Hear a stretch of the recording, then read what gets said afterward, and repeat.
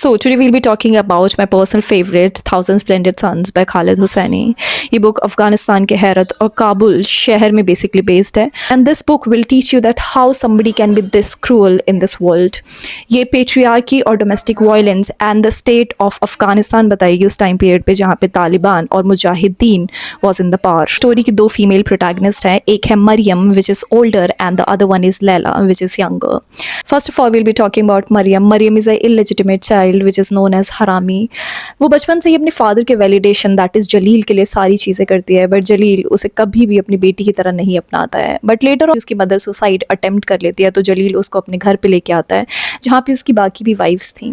But उसकी wife out of jealousy उसकी शादी करा देती है एक शू मेकर से from Kabul who is older than Mariam. Rashid उसे हैरत से काबुल लेके जाता है जहाँ पे स्टार्टिंग में everything was going fine but later on he become abusive emotionally and physically. Mariam suffered so many miscarriages. बहुत ज़्यादा फिजिकली पनिश करता है, जैसे कि there are few instances. First one is Mariam उसके लिए खाना बना के लेके आती है तो Rashid didn't like the food, तो वो मरियम को पनिश करने के लिए बोलता है कि इन पत्थरों को अब चू करो, और वो उसे जब तक उसे चू करवाता है जब तक उसके दांत नहीं टूट जाते हैं और उसके मुंह से खून नहीं निकल जाता है.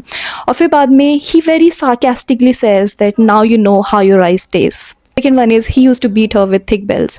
जब भी एक माइन्यूट इनकन्वीनियंस पे, जैसे कि घर गंदा है, उसने खाना लेट क्यों बनाया, खाना गंदा बनाया, एंड फिजिकली भी he used to force himself onto Maryam despite of knowing that she has suffered multiple miscarriages.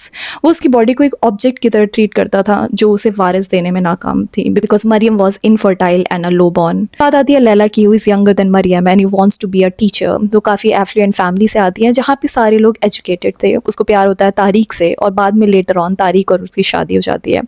But उस टाइम पीरियड पे अफगानिस्तान में सिविल वॉर चल रही होती है, मुजाहिदीन के दो फ्रैक्शंस आपस में लड़ रहे होते हैं. इसी टाइम पीरियड पे air strike was normal, missiles घर पे गिरना वॉज नॉर्मल, रॉकेट्स गिरना वॉज नॉर्मल. ऐसे ही एक इंसिडेंट में उसका घर डिस्ट्रॉय हो जाता है उसके पेरेंट्स की डेथ हो जाती है. वहाँ से वो मान लेती है that Tariq is also dead and she was pregnant at that time. वहाँ पे राशिद आता है और just for the sake of giving the unborn child a father वो राशिद से शादी कर लेती है. अब फाइनली लैला और मरियम एक ही छत में रह रहे हैं.